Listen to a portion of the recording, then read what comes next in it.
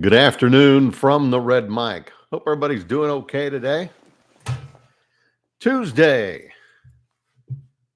These Red Mic messages are leadership and life lessons. I've come up with 25 after 25 years as a public servant, 16 years as a youth sports football and scouting volunteer, and 10 years as a mediocre athlete with far more heart than actual physical ability. Today's Red Mic message: getting out of the decision labyrinth, getting out of that error message loop that you have set up for yourself,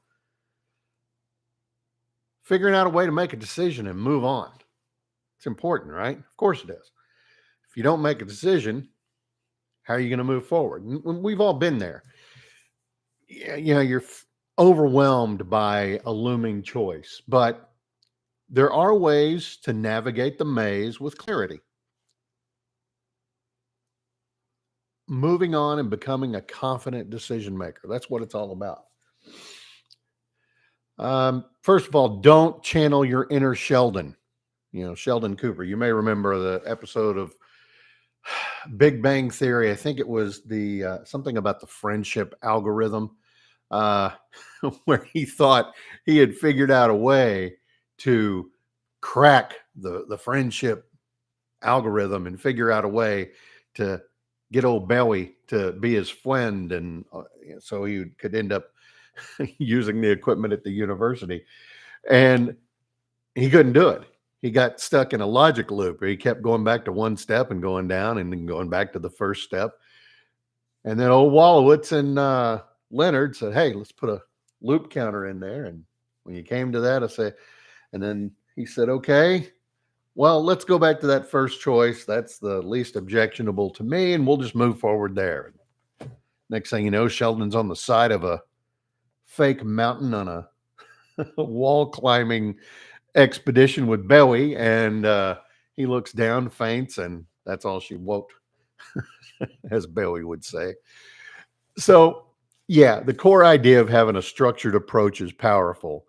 Imagine your own decision-making flowchart, but don't be afraid to put a loop counter in there either. It'll help you divine the problem, gather intel, evaluate your options, and then as confidently as you can, make a decision.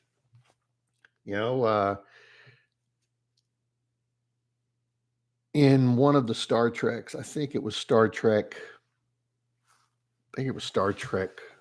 4. Yeah, had to be 4, because it was one with time travel. It was one with the whales. And Spock was telling Kirk that, he doesn't have all the variables, but he made a guess. And Kirk was like, "Well, Spock, that's amazing." And Spock didn't understand. And he said, "Leonard, Dr. McCoy, I don't think he understands." And he was like, "He understands completely. What he's saying is your guess is better than most people's facts." I'm paraphrasing, of course. It's the same sort of thing. If you've got enough information, you probably have everything you need to know to make the decision. Even if you feel like you're making a guess, swallow hard and just do it.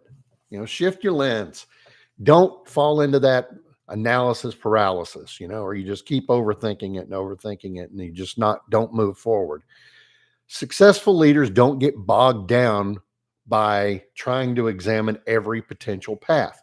You analyze your options, you weigh the potential benefits and drawbacks of each, and when you get that tough decision, you don't get paralyzed by the fear.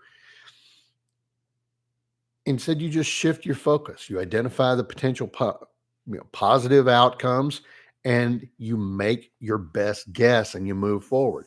And yeah, sometimes being a leader is making it up as you go along. But if you're making it up with good data and you're making at least a well-reasoned decision, even if it ends up blowing up in your face, at least you've done everything you can to make a good decision. So be confident. Make those clear, confident decisions and try to move on. Sharpen your saw.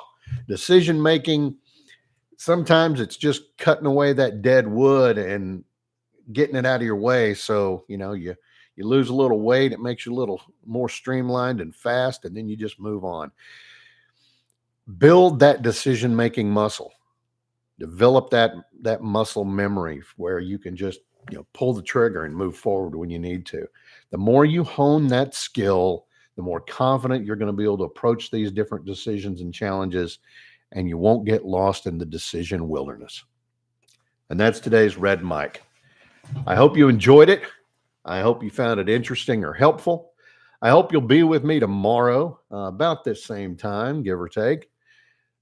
I hope that you will like, follow, and share, because that's what it's all about. It's about getting eyeballs and ear holes on these messages that I'm delivering every day. Can't do it without your help. I really can't. So I hope that you'll do that for me. And again, I reminded you yesterday that today was Joe Fideli's birthday. So if you're in Oklahoma City, or if you're a Wichita Falls native and you know Joe, reach out to him, tell him, hey, Patrick from the Red Mic said happy birthday, and let him know that we're all thinking about him. And until next time, remember, life is short. Drink the bourbon.